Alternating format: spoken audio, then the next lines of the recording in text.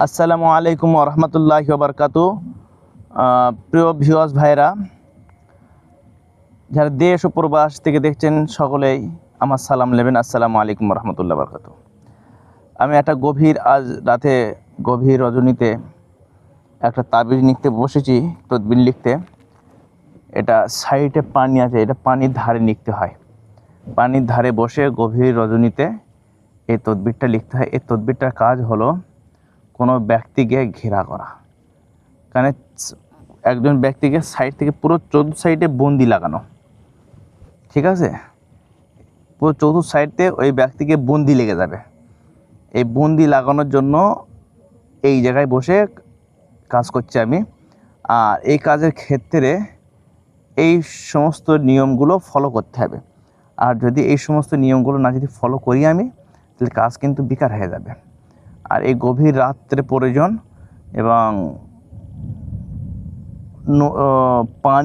পানি প্রয়োজন।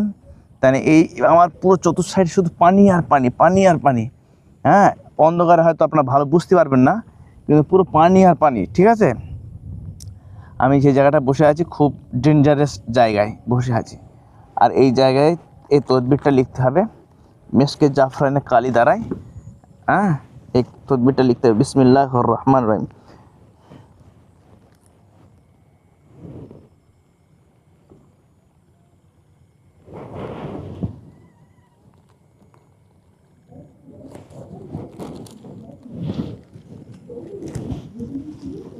প্রচুর হাওয়া, এখানে প্রচুর হাওয়া।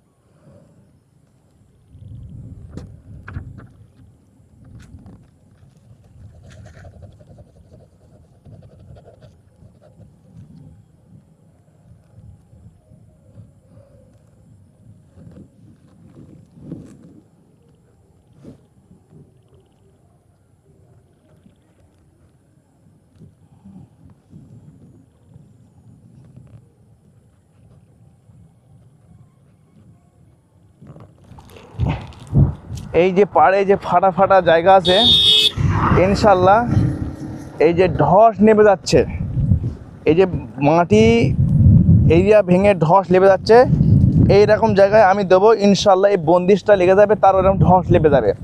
ধস নেমে যাবে, সে আর উঠতে পারবে না জীবনের মতন। বিসমিল্লাহির রহমানির রহিম। দোয়া করবেন। আসসালামু আলাইকুম। আকাশের খুব ভালো না, রাত্রি বহুত রাত্রি অন্ধকারে আমার এক্ষুনি বার হয়ে যাবে এখান থেকে। আসসালামু আলাইকুম ওয়া রাহমাতুল্লাহি ওয়া বারাকাতুহু।